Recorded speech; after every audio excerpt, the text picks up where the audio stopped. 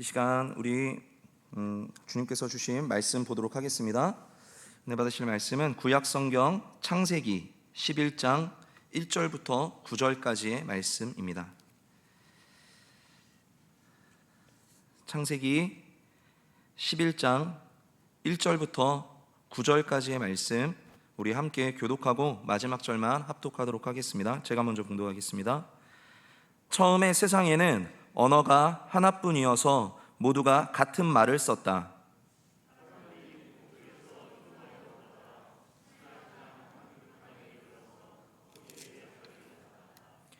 그들은 서로 말하였다. 자, 벽돌을 빚어서 단단히 구워내자. 사람들은 돌 대신에 벽돌을 쓰고 흙 대신에 역청을 썼다.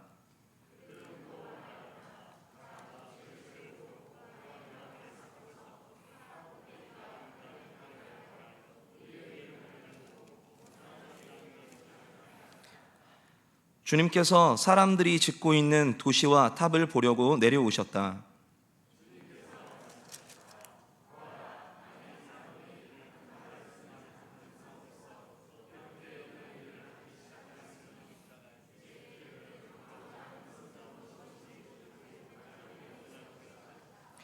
자, 우리가 내려가서 그들이 거기에서 하는 말을 뒤섞어서 그들이 서로 알아듣지 못하게 하자.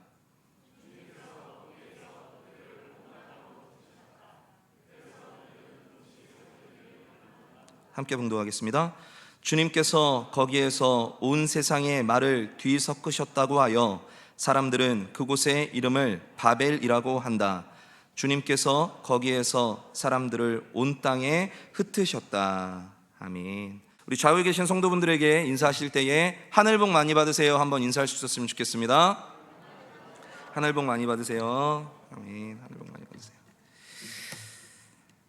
네, 저는 오늘 함께 봉독한 본문 말씀을 중심으로 바벨탑으로 보는 죄의 문제라는 제목의 하나님 말씀을 함께 나누도록 하겠습니다. 최근에 되게 여러 가지 일들이 계속해서 우리 가운데 벌어지고 있는 것 같습니다. 우크라이나 러시아 전쟁 또 생각보다 굉장히 또 길게 가는 것 같아요. 좀 이렇게 여러 가지 국제사회의 여론이나 이런 것들 때문에 좀 금방 또 어떻게 외교적인 마무리가 되지 않을까라고 생각을 했는데 오히려 좀 상황이 점점 안 좋은 방향으로 내달리는 것을 보게 됩니다. 그리고 경북, 울진, 강원도 삼척에 굉장히 큰 산불이 있었죠. 하루아침에 정말 집을 잃고 또 뉴스를 보다 보니까 교회도 완전히 다 전소돼서 그런 뉴스도 좀 이렇게 보게 됐었던 걸로 기억을 합니다. 그리고 대한민국 제20대 대통령 선거가 있었죠. 정말 초박빙에 채 1%도 되지 않는 그 표 차이로 이게 갈리게 되었어요. 그리고 뭐 다들 잘 모르시겠지만 지난 이제 베이징 동계올림픽에 이어서 사실 지금 패럴림픽이 또 진행이 되고 있습니다. 그래서 오늘까지 이제 패럴림픽 진행되는 걸로 알고 있는데 이런 갖가지 여러 가지 세상 소식들, 여러 가지 세상 돌아가는 얘기들이 우리 가운데 가득합니다. 그래서 사실은 이런 때에 그 주일 예배 설교를 준비한다라는 것이 목회자로서는 또 한편으로는 부담이 되기도 해요. 그래서 과연 어떤 말씀을 하나님이 우리에게 주시고 어떤 본문으로 어떤 말씀을 전해야 할까 계속해서 고민하면서 기도하는 가운데에 주님께서 그런 마음을 주시더라고요. 어떤 세상에 떠들썩한 그런 소리들에 주목하지 아니하고 우리가 그리스도인으로서 예배자로서 그 본질적인 부분에 더욱더 집중하는 것이 마땅하다. 그런 마음을 주셨습니다. 그래서 지난 3월 2일부터 시작된 이런 사순절 기간을 맞이하여서 우리가 예수 그리스도의 고난을 기억하고 다시금 그 십자가 대속의 은혜를 묵상할 수 있는 그런 우리의 예배 시간이 될 수 있었으면 좋을 것 같습니다.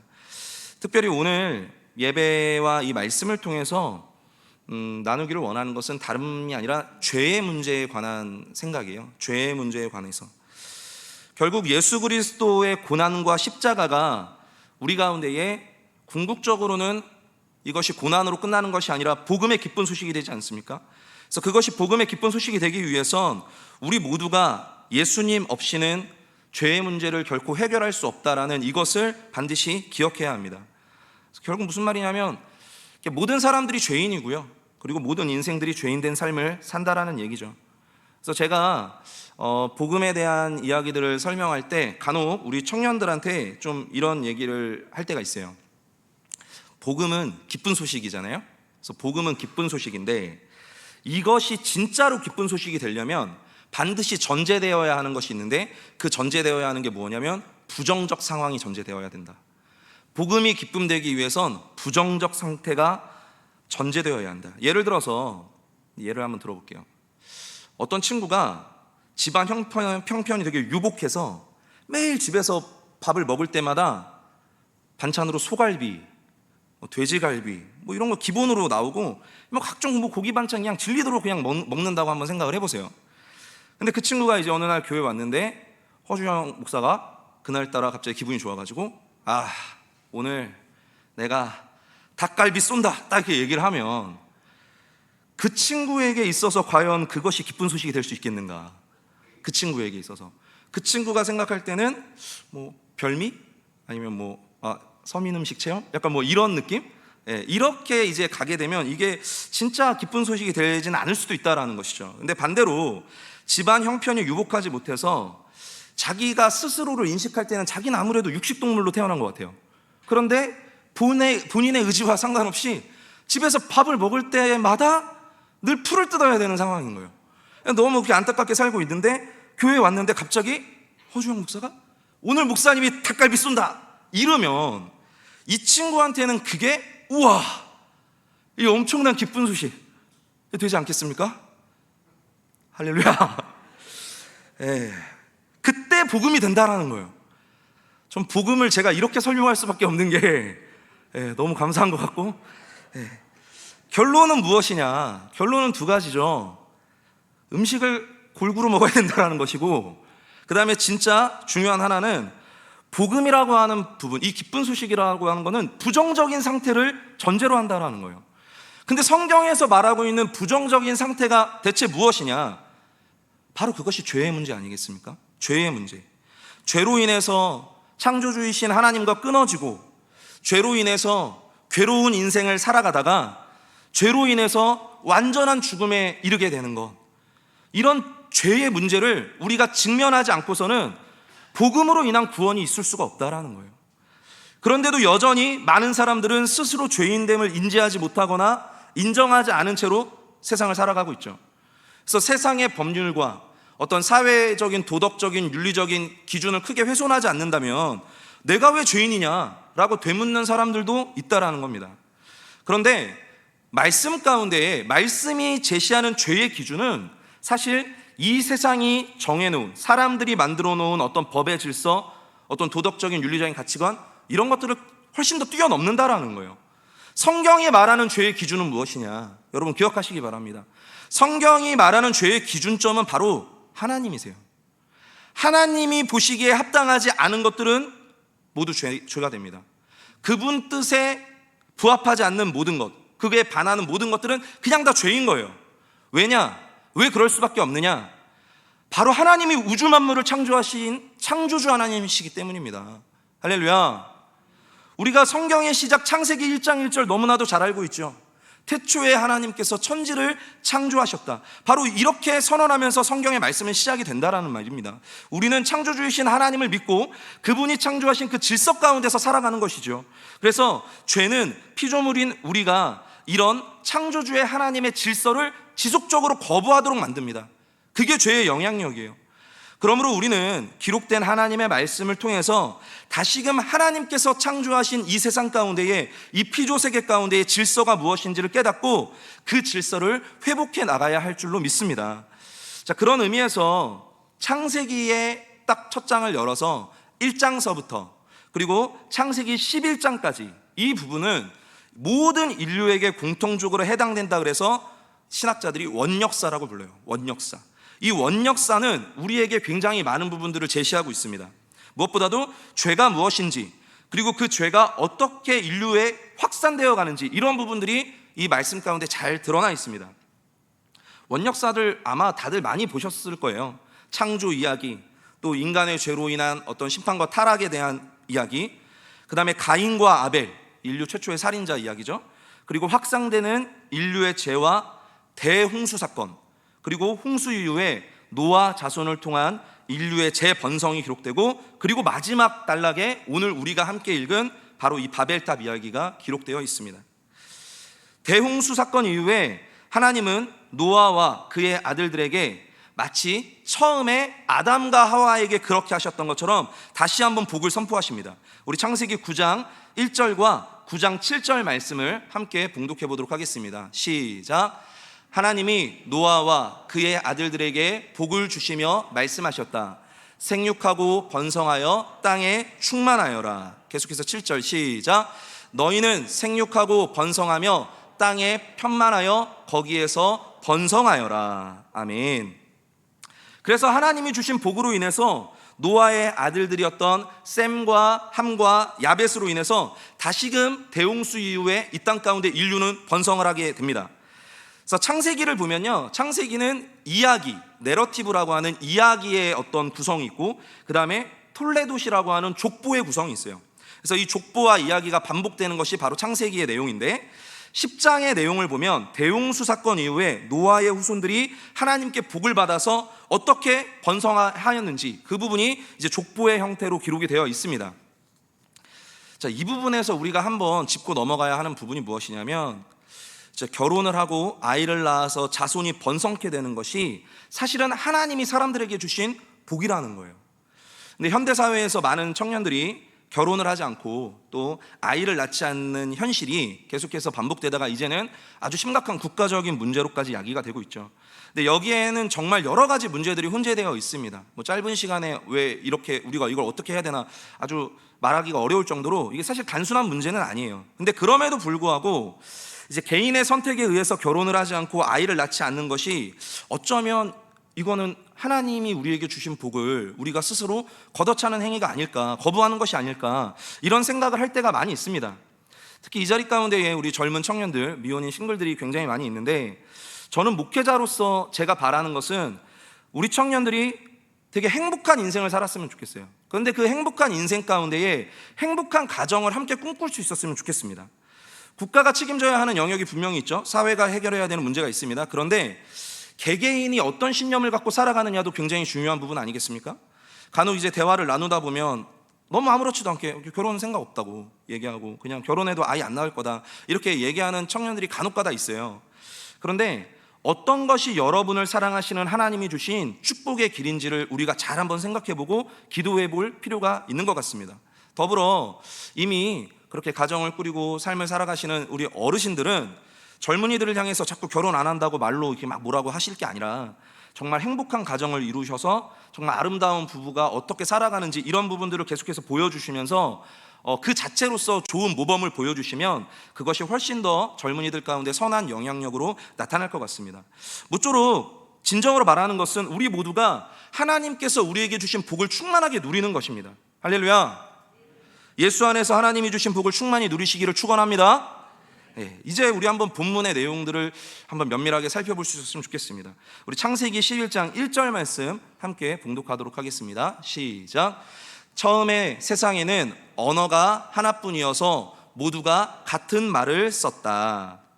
자, 여기서 언어가 하나다라는 건요, 구어가 하나라는 거예요. 말하는 게 하나다라는 거고, 그 다음에 같은 말을 썼다라는 것은 문어 역시도 하나였다라는 것을 의미합니다. 제가 이 말씀을 볼 때마다 얼마나 가슴이 쓰린지 모르겠어요. 제가 영어를 더럽게 못하거든요. 영어를 진짜 못하기 때문에 만약에 지금 우리가 사는 이 세상도 그때와 같았다면 얼마나 좋았을까 하는 생각이 사실은 말씀을 볼 때마다 그런 생각이 개인적으로 듭니다. 자, 어쨌든 간에 다시 말해서 이때까지만 하더라도, 우리 창세기 11장 이때까지만 하더라도 모든 사람들이 동일한 구어, 문어를 사용하는 공동연합체였다라는 것을 성경은 말하고 있어요. 이게 1절이 별거 아닌 배경 설명처럼 이렇게 느껴질지 모르지만 당시 모든 인류가 같은 말을 썼다라고 하는 것은 사실은 창세기라고 하는 성경 안에서는 굉장히 큰 의미로 다가옵니다. 왜냐하면 하나님께서 이 세상을 말씀으로 창조하셨거든요. 말씀으로 이 세상을 창조하셨는데 사람은 그런 하나님의 형상과 모양으로 창조되지 않았습니까?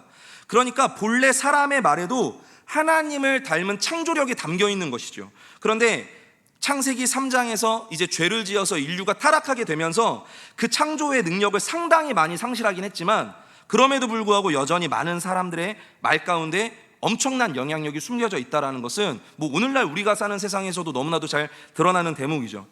그런데 그 번성했었던 인류, 노아의 후손들로 인해서 번성했었던 인류가 하나의 말을 쓰는 그 힘으로 엄청난 큰 공동체를 형성하였고, 그 자체가 인간들에게 굉장히 큰 권력과 힘을 소유하게 만들었다라는 거예요.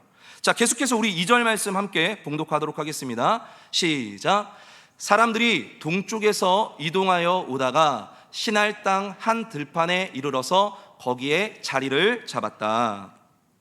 자, 이 부분에서 분명히 우리가 기억해야 되는 부분이 무엇이냐면, 자, 우리가 보고 있는 세번역 성경은 동쪽에서 이동하여 오다가 라고 기록이 되어 있어요. 그런데 개역개정 성경을 보면 그들이 동방으로 옮기다가 시날 평지를 만나 이렇게 기록이 되어 있습니다. 그러니까 뭔가 서로 부딪히는 느낌이 좀 드시죠? 동쪽으로부터 온 건지 아니면 동쪽 방향으로 간 건지 이게 조금 헷갈려요. 근데 그 이유가 이제 히브리어 원문의 이 전치사 단어가 사실은 두 가지다로 해석이 되기 때문이거든요. 그래서 이걸 어떻게 해석하느냐에 따라서 모든 뜻으로 다 해석할 수 있기 때문인데, 창세기의 내용 전체의 흐름을 고려할 때 사실 이것은 분명합니다. 분명히 동쪽으로 향해 가다가 시날 평지에 이른 거예요. 왜 그렇게 볼 수밖에 없냐면, 이 창세기에서는요 동쪽으로 향하는 것이 반복돼서 나타나거든요. 근데 이게 공통적인 의미를 가지고 있어요. 가장 먼저 에덴 동산에서 있던 아담과 하와가 선악과를 따먹고 죄를 지어서 타락합니다. 그래서 하나님으로부터 에덴 동산의 동쪽으로 쫓겨나가요. 자, 그리고 가인과 아벨의 이야기에서 자기 동생 아벨을 시기해서 가인이 동생 아벨을 죽이죠. 그 다음에 가인은 동쪽으로 가서 놋 땅에 살게 됩니다. 자, 또한 훗날 아브라함 이야기에서 아브라함과 그의 조카 롯이 서로 갈라지게 돼요. 그런데 롯이 동쪽 평지로 떠나게 되는데, 그 동쪽 평지를 따라서 간 곳이 온갖 죄가 가득했었던 소돔과 고모라 지역이었습니다. 그러니까 이 모든 것들이 다 일맥상통하고 있죠. 결국 동쪽으로 간다라는 것은요 부정적인 결과를 가져오는 거예요. 조금 더 직접적으로 해석하면 하나님으로부터 멀어지는 것을 성경 창세기에서는 동쪽으로 간다라고 이야기하고 있습니다. 그래서 하나님의 축복으로부터 멀어지는 겁니다. 본문의 바벨탑 사건 역시 결론적으로는 하나님의 뜻에 반하는 사람들의 모양을 보여준 이야기이기 때문에 2절은 사람들이 동쪽으로 이동했다라고 우리가 분명히 확신할 수가 있습니다. 이 사람들이 시날 평지에 정착했는데, 학자들이 시날 평지가 과연 어딜까라고 연구를 해요. 근데 정확한 위치는 알 수 없지만 대체로 의견이 모아지는 부분이 무엇이냐면, 티그리스 강과 유프라테스 강이 있는 메소포타미아 지역의 어디쯤이다라고 추정을 하고 있습니다. 근데 우리가 학교에서 역사 시간에 배우잖아요. 메소포타미아는 인류 문명이 가장 처음에 발현된 곳이기도 하죠. 자, 우리 계속해서 이어서 창세기 11장 3절에서 4절 같이 봉독하겠습니다. 시작. 그들은 서로 말하였다. 자, 벽돌을 빚어서 단단히 구워내자. 사람들은 돌 대신에 벽돌을 쓰고 흙 대신에 역청을 썼다. 그들은 또 말하였다. 자, 도시를 세우고 그 안에 탑을 쌓고서 탑 꼭대기가 하늘에 닿게 하여 우리의 이름을 날리고 온 땅 위에 흩어지지 않게 하자. 3절에서 그들이 서로 말하였다. 이거는 모든 사람들이 통일된 생각을 공유했다라는 거예요. 말의 창조력, 그 힘이 보여지는 것이죠. 그런 통일된 마음이 창조주 하나님의 뜻에 부합한 것이었으면 아주 좋았을 텐데, 실상은 이들의 말들을 면면히 이렇게 살펴보니까 몇 가지 문제들이 나타납니다. 그것이 궁극적으로 왜 바벨탑을 쌓는 것이 문제인지, 그리고 본문이 제시하는 죄의 문제가 어떤 형태인지가 이제 드러나게 되는 것이죠. 주목하시기 바랍니다. 자, 첫 번째로 사람들이 했던 말이 무엇이냐면, 자, 벽돌을 빚어서 단단히 구워내자, 이렇게 이야기합니다. 이들은 돌 대신에 벽돌을 사용했어요. 그리고 흙 대신에 역청을 사용합니다. 창세기의 이제 이후에 창세기 전체의 족장 시대까지만 하더라도 가나안 지역에서는 일반적으로 주변에 있는 돌을 그냥 깎아서 사용합니다. 그리고 진흙을 건축에 사용을 해요. 그런데 인류학적으로 보니까 메소포타미아 지역에 있는 사람들은 주전 4,000년 전부터 전용 가마를 이용해서 벽돌을 구웠고요, 대기에 원유, 기름을 노출시켜서 그거를 굳힌 천연 아스팔트인 역청을 사용하여서 그 동시대 때 고대 근동의 그 어떤 지역보다 뛰어나고 견고한 건축수를 갖고 있는 그 문명이 메소포타미아 지역 문명이었다라고 이야기하고 있어요. 그래서 그 고대 메소포타미아 그 지역에 지구라트라고 알려진 거대하고 높은 어떤 건축물들이 존재하지 않습니까? 그런 것들이 존재할 수 있었던 이유가 바로 이렇게 벽돌과 역청을 사용하는 기술이 있었기 때문이라고 알려져 있습니다. 그래서 이어서 그들이 이렇게 이야기해요. 자, 도시를 세우고 그 안에 탑을 쌓아서 탑 꼭대기가 하늘에 닿게 하여 우리의 이름을 날리고 온 땅 위에 흩어지지 않게 하자, 이렇게 이야기합니다. 사람들은요, 도시를 세우고 그 안에 꼭대기가 하늘에 닿을 만큼 높은 탑을 쌓고자 합니다. 그래서 앞서 말씀드린 이 메소포타미아 지역의 지구라트도 마찬가지지만 고대 사회에서 하늘을 향해서 높이 건물을 쌓는 탑, 이거는 거의 100이면 100 다 종교적인 건축물이에요. 왜냐하면 사람들이 종교적인 이유가 아니고서야 고대 사회에 인구 밀도도 그렇게 높지 않거든요. 그런 고대 사회 가운데 굉장히 큰 에너지를 들여서 어떻게 보면 위험을 감수하면서까지 높은 건물을 지을 이유가 하나도 없었어요. 그런 관점에서 생각해 보면 사실은 이 도시를 건설하면서 그 중앙에 바벨탑을 올리는 것, 이것 역시도 그 시작은 분명히 종교적인 어떤 제의를 위한 건축이었다라는 것이 많은 신학자들이 이야기하는 이론입니다. 다시 말해서 그들은 고대의 가치관 아래에서 하늘에 계신 하나님께 조금이라도 가까이 다가가서 그 높은 탑 꼭대기에서 하나님께 제사를 드리기 원했던 것일 수도 있어요. 마치 중세시대의 건물을 살펴보면 교회 건물에 높은 첨탑에 어떤 십자가 탑을 세우지 않습니까? 그런 것처럼. 그리고 또 오늘날에도 현대사회에서도 교회 건물을 크고 웅장하게 지으면서 하나님이 기뻐하실 거라고 착각하는 그런 단순한 생각처럼 그저 높은 종교적 건축을 이들이 하고 싶었던 것인지도 몰라요. 그러면 의문이 들지 않습니까? 그러면 높이 올라가서 하나님을 예배하기를 원한다라고 하면 그것이 대체 뭐가 문제가 되는가? 곧 그들의 또 다른 생각이 입에서 튀어나옵니다. 그렇게 하여 우리의 이름을 날리자. 개역개정 성경을 보니까 우리 이름을 내고 조금 더 좋은 곳에서, 조금 더 하늘에 가까운 곳에서 하나님을 예배하고자 했었던 그 생각은 곧 어떤 식으로 파생되냐면 자신들의 이름을 내고 스스로 명예로워지자라고 하는 욕망으로 나타나게 됩니다. 이게 아주 중요한 부분이에요. 오늘을 살아가는 우리에게도 이와 같은 모습들이 얼마나 많습니까? 하나님을 핑계로 내세워서 주의 영광을 위해서, 하나님의 나라를 위해서 이렇게 이야기를 하는데 실상 그 안을 면면하게 보면은 내가 드러나기를 원하는 것이고 내가 높아지기를 원하는 그런 얄팍한 인간의 죄된 마음, 그런 것들이 얼마나 많습니까? 죄에 대해서 우리가 반드시 기억해야 하는 것은 지금 내가 나아가고자 하는 그 방향이 하나님 나라를 위해서 내가 존재하는 것인지 아니면 나를 위한 하나님을 만들어내는 것인지 그 판단을 우리가 반드시 해야 된다는 겁니다. 사랑하는 우리 성도님들, 성경은요 우리가 스스로는 명예로워지고 스스로 자기 이름을 높이지 못한다, 이것을 인정하는 게 성경적인 지혜라고 성경은 우리에게 알려주고 있어요. 순간은 가능할지 모릅니다. 그런데 진짜 명예로워지는 거는요 하나님께서 그것을 허락하실 때에만 가능한 겁니다. 그래서 하나님께서 아브라함 가운데에 이런 말씀을 하셨죠. 창세기 12장 2절에 내가 너로 큰 민족이 되게 하고 너에게 복을 주어서 내가 크게 이름을 떨치게 하겠다. 너는 복의 근원이 될 것이다. 아멘. 하나님께서 아브라함에게 준 축복이잖아요. 아브라함은 지금 이 시대까지도 엄청난 영향력을 행사하는 인물이에요. 기독교의 믿음의 조상이기도 하지만 이슬람교에서도 믿음의 조상이 아브라함이라고 얘기하고 그 이스라엘, 그 유대교 가운데서도 믿음의 조상 아브라함, 그 모든 아브라함의 영향력 아래에 지금 사실은 보이지 않게 이 사회가 돌아가고 있습니다. 그러므로 말씀은 스스로 우리의 이름을 내려고 하는 것을 지적하고 있는 것이죠. 우리는 하나님 앞에서 겸손해야 합니다. 자기 이름을 내기 전에 예수 이름을 기억해야 되는 것이죠. 그래서 죄의 문제를 고민할 때에 오늘 나는 어떤 목적으로 탑을 쌓아가고 있는가, 바로 이 부분을 생각해 볼 필요가 있는 것입니다. 자, 두 번째로 사람들은 그렇게 우리의 이름을 날리고 온 땅에 흩어지지 않게 하자 하고 말합니다. 그런데 이미 아시는 것처럼 이 부분은 하나님의 뜻과는 정면으로 반대되는 것 아니겠습니까? 우리 창세기 9장 7절 말씀 함께 봉독하겠습니다. 시작. 너희는 생육하고 번성하며 땅에 편만하여 거기에서 번성하여라. 계속해서 창세기 1장 28절 말씀 함께 봉독합니다. 하나님이 그들에게 복을 베푸셨다. 하나님이 그들에게 말씀하시기를 생육하고 번성하여 땅에 충만하여라. 땅을 정복하여라. 바다의 고기와 공중의 새와 땅 위에서 살아 움직이는 모든 생물을 다스려라 하셨다. 아멘.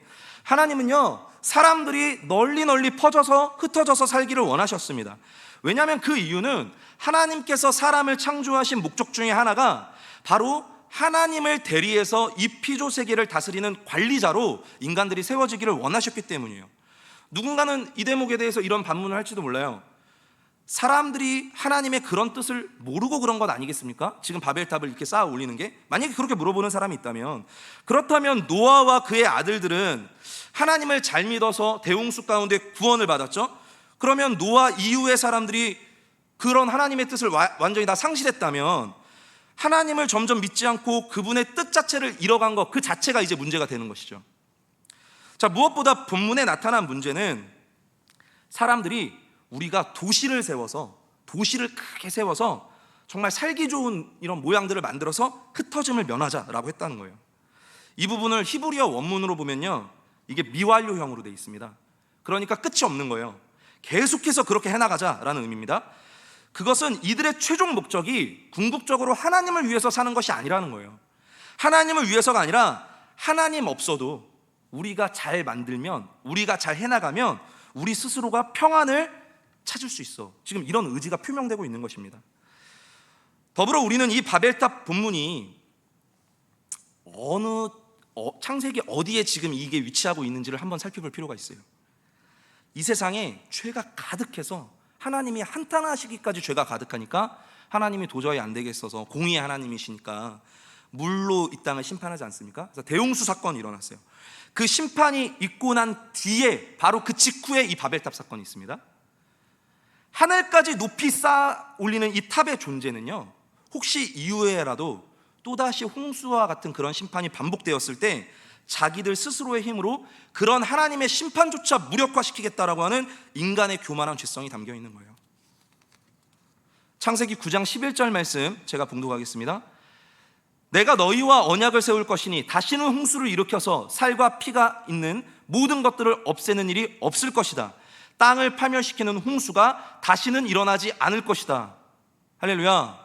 하나님이 이렇게 약속하시면서 그 의미로 무지개를 또 허락해 주셨잖아요. 그런데 인간의 교만함은 이런 하나님의 약속조차 믿지 않습니다.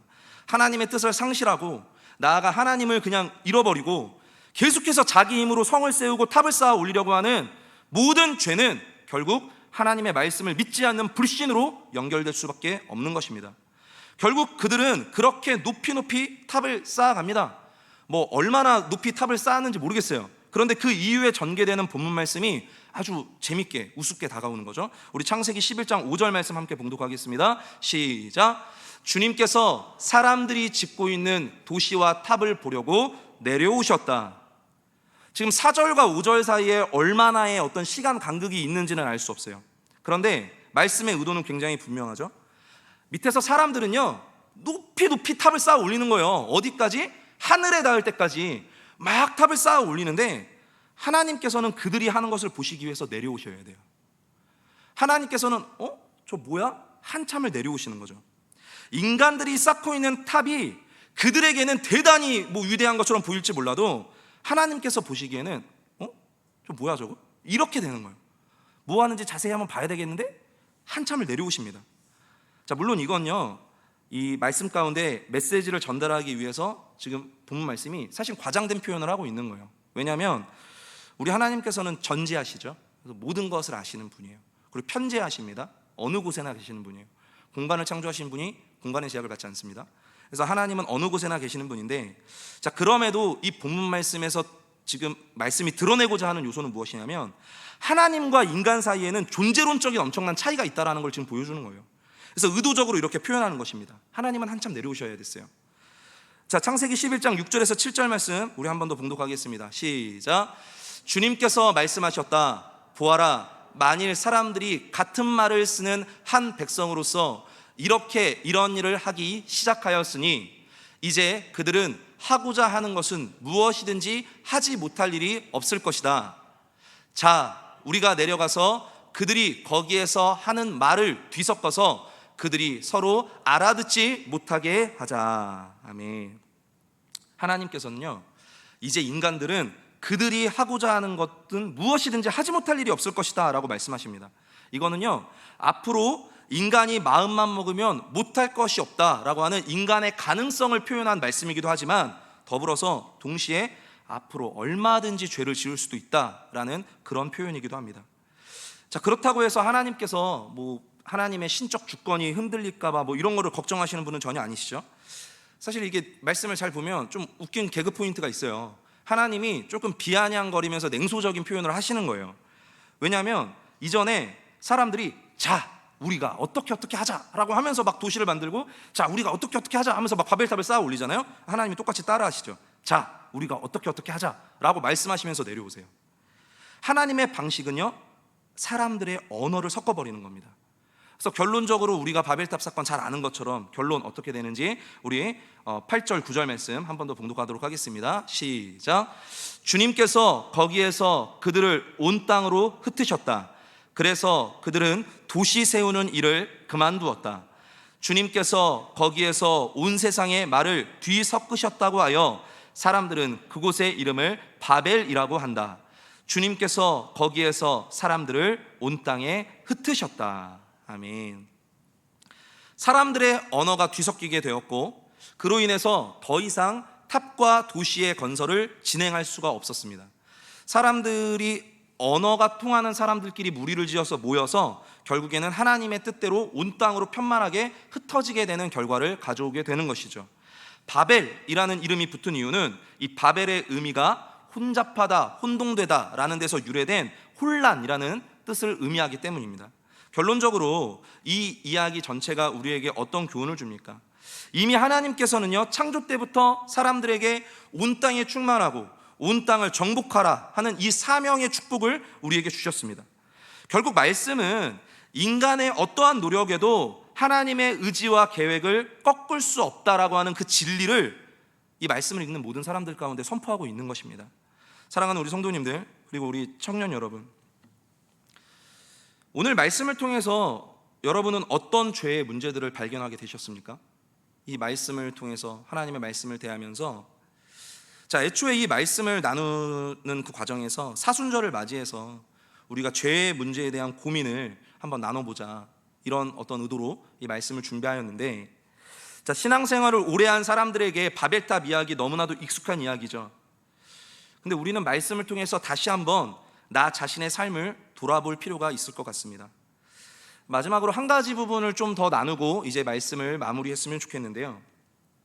설교를 준비하면서 인터넷에서 자료를 찾다가 좀 재미있는 뉴스 기사를 발견하게 되었습니다. 상당히 최근 기사예요.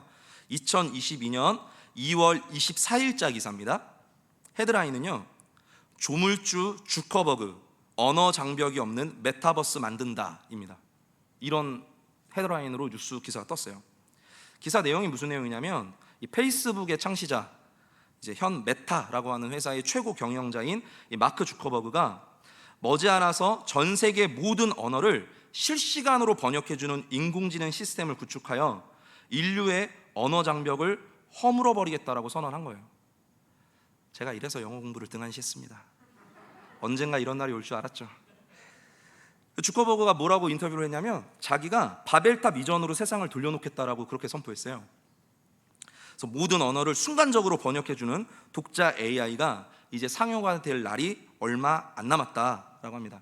그 AI 이름이 바벨PC예요. 네, 바벨PC. 지금 그렇게 만들어지고 있습니다. 그래서 영어를 잘 못하는 저로서는 아주 기대가 되고 또 뭔가 신이 나더라고요. 어떤 세상이 펼쳐질까? 한창 신나가지고 이렇게 까불고 있는데 곰곰이 생각을 해보니까, 전 세계적으로 앞으로 사기꾼들이 판을 치겠구나, 이런 생각이 동시에 들더라고요.